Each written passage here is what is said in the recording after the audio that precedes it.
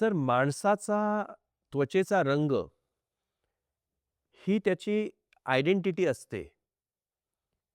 याच्याशी तुम्ही कितपत सहमत आहात? आपल्याकडे गोऱ्या रंगाचं ऑब्सेशन आहे. तर भारताबाहेरच्या अनेक देशांमध्ये डार्क स्किनचंही तितकंच ऑब्सेशन आहे. तर रंग हा माणसाला डिफाईन करण्याचा परिमाण असू शकतो का?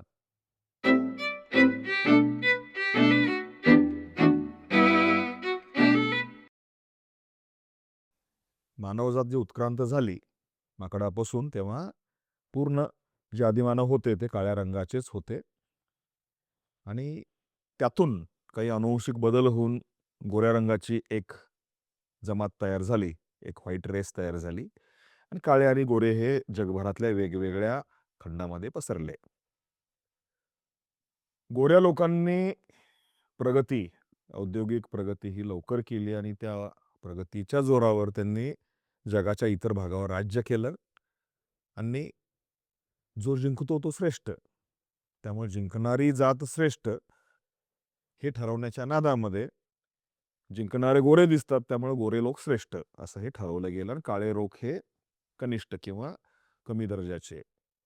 आणि एकदा गोरे लोक श्रेष्ठ हे ठरवलं गेलं तर मग त्याला पूरक असे अभ्यासक्रम आले, संशोधन झाले. गोऱ्या लोकांच्या कवट्या मोठ्या असतात, त्यांचा मेंदू मोठा असतो. काळ्या लोकांच्या कवट्या लहान असतात, त्यांचा मेंदू लहान असतो. असं संशोधन पुरुषांचा मेंदू मोठा, स्त्रियांचा मेंदू लहान वगैरे असं ठरवण्यापर्यंत गेलेली होती. त्यामुळे हे सर्व संशोधन सुद्धा रेसिस्ट आणि सेक्सिस्ट असं पूर्वी असायचं. आपल्या भारतामध्ये जे आपला देव आहे, आराध्य देव श्रीकृष्ण, तर तो सावळ्या रंगाचा. त्यामुळे सावळा रंग किती मोहक, सुंदर, याच्यावर म्हणजे शेकडो वर्ष म्हणजे आपलं प्रबोधन केलं गेलं. मग एवढी फेअरनेसची क्रीम भारतात का चालतात? जगभरामध्ये गोरे लोक श्रेष्ठ नाहीत, आम्ही काळे लोक पण तेवढेच श्रेष्ठ आहोत हे, आणि आपण काळे लोक जगाचे विश्वगुरू होऊ शकतो इथपर्यंत हे जरी आलं असलं तरी सध्या भारतामध्ये सर्वात जास्त खपली जाणारी क्रीम कुठली, तर फेअरनेस क्रीम. आणि या फेअरनेस क्रीमची मागणी एवढी प्रचंड आहे की अक्षरशः लाखो करोडोच्या संख्येनं या फेअरनेसच्या क्रीम विकल्या जातात. आणि यामध्ये त्वचेचा रंग गोरं करणं यासाठी वापरलेल्या क्रीम यासाठी कित्येक घातक रसायनं यामध्ये वापरली जायला लागलेली आहेत. त्यामुळं मी या उद्योगाला नाव दिलं की unfair business of fairness cream, म्हणजे गोरं बनवण्याचा काळा धंदा. आणि खरंच तसं आहे की ज्या गोष्टीला जगभरात बंदी घातलेली आहे, ज्याच्यामुळे साईड इफेक्ट होतात, त्वचा खराब होते, अशा गोष्टी घालून ही फेअरनेस क्रीम तयार केली जाते. स्टेरॉइड, हायड्रोक्विनॉन. तर हायड्रोक्विनॉनमुळे त्वचा खराब होते, त्यामुळे सगळ्या आफ्रिकन, निग्रो लोकांच्या देशात त्याच्यावर बंदी घातलेली आहे. ती भारतामध्ये सर्रास विकली जाते. जपानमध्ये मागच्या 20 वर्षापासून, 30 वर्षापासून हायड्रोक्विनॉन मॉलिक्यूलला बंदी आहे. भारतात ती प्रत्येक क्रीममध्ये वापरली जाते. स्टेरॉइड हे ॲलर्जी, इसब, पायावर जर कुठे ॲलर्जी झालेली असेल, तर इसबवर लावण्याची क्रीम आहे.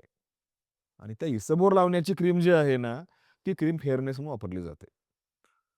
त्यामुळे भारतामध्ये फेअरनेस क्रीमच्या नावाखाली स्टेरॉइडची क्रीम वापरण्याचा खूप घातक पायंडा आलेला आहे. आणि त्यामुळं देशातल्या लाखो लोकांच्या त्वचा, त्यांचे चेहरे खराब झालेले आहेत.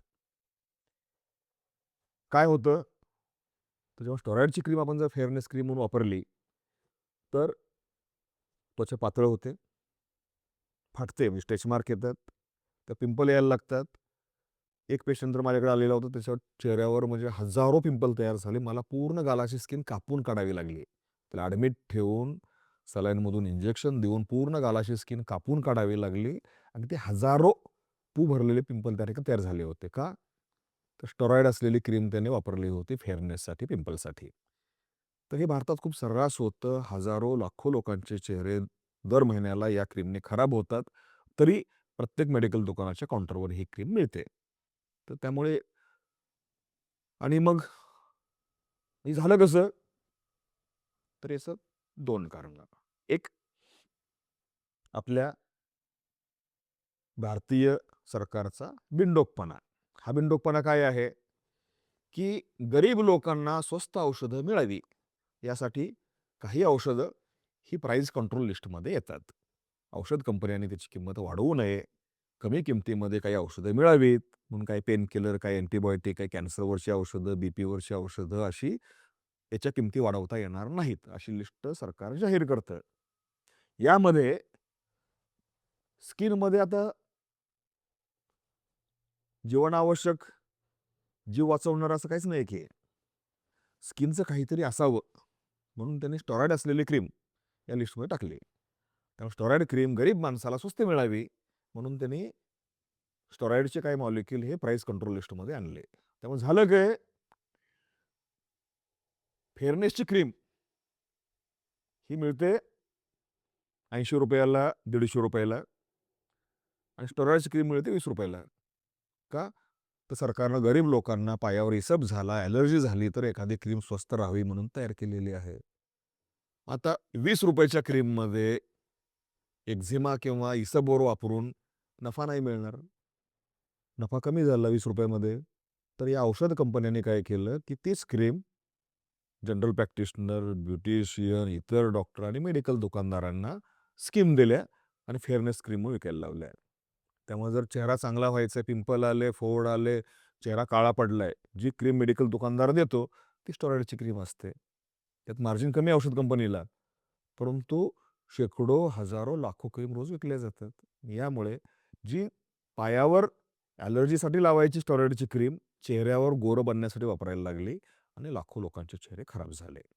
म्हणजे आपल्याला असं म्हणायचं आहे का, की चेहऱ्यावर गोरं बनण्यासाठी क्रीम्सच नाहीत किंवा चेहऱ्यावर गोरं बनण्यासाठी क्रीम ही एक खोटी नॅरेशन आहे? 2 गोष्टी, की चेहरा गोरं बनवता येणं शक्य आहे का? तुमचा मूळचा जो रंग आहे, तुमच्या छातीवर आहे, पोटावर आहे, खांद्यावर जो रंग आहे, त्या रंगाच्या आसपास तुम्हाला रंग नेता येतो खूप प्रयत्न करून.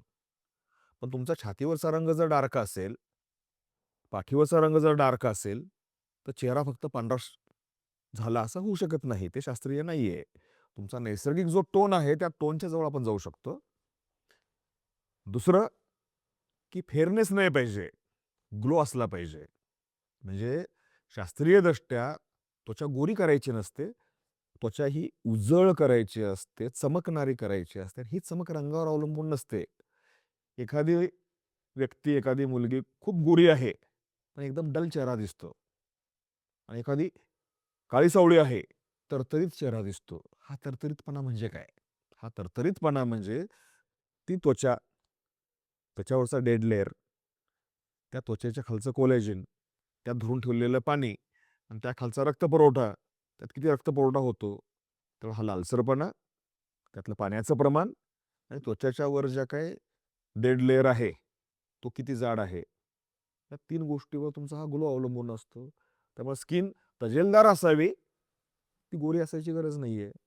इंटरेस्टिंगली याचा अर्थ सर असा होतो, की तुमच्या त्वचेचा टोन कुठलाही असला, तरीसुद्धा त्वचेची काळजी ही सेमच असेल आणि अशी कुठल्याही प्रकारची वेगळी ट्रीटमेंट केल्याने तुमच्या त्वचेचा टोन चेंज होऊ शकत नाही. आपल्या त्वचेचे जे ग्रेडिंग असतात ना, आपण ग्रेड 1 पासून तर ग्रेड 6 पर्यंत आपण म्हणजे ग्रेड 1-2 म्हणजे जे अमेरिकेतले, आफ्रिकेतले जे गोरे लोक आहेत, त्यांचा जो लालबुंद चेहरा असतो त्याला म्हणायचं ग्रेड 1 आणि 2. 3 आणि 4 कोण? पिवळे आणि ब्राऊन लोक. जपानी, चिनी हे पिवळे. भारतीय, पाकिस्तानी, बांगलादेशी, रशियन हे ब्राऊन. आणि डार्क चॉकलेटी रंग असतो तो निग्रो लोकांचा. या शेडमध्ये आपला जो नैसर्गिक शेड आहे त्याच्यात एखादा अर्धा शेड मागे पुढे करताय. तुम्ही उन्हात गेलात, एक शेड डार्क होईल. तुम्ही खूप उन्हात फिरलात, 2 शेड तुम्ही डार्क व्हाल.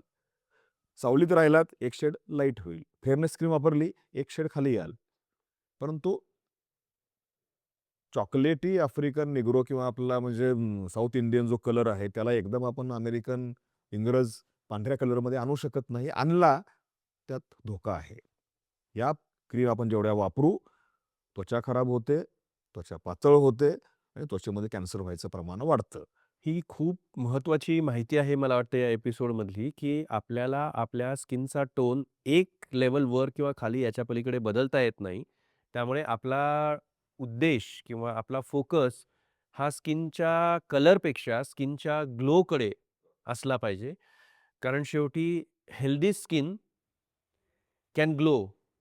Insecurity has no solution. बरोबर आहे. त्यामुळे फेअरनेसच्या मागे लागू नका.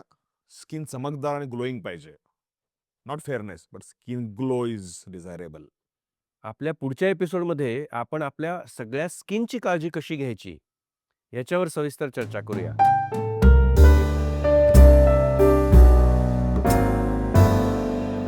आजचा व्हिडिओ पाहिल्याबद्दल खूप खूप धन्यवाद. तुमच्याकडे काही प्रश्न असतील तर कमेंटमध्ये नक्की विचारा. तुम्हाला हा व्हिडिओ आवडला असेल, उपयोगी वाटला असेल तर नक्की लाईक करा, शेअर करा आणि सबस्क्राईब करा.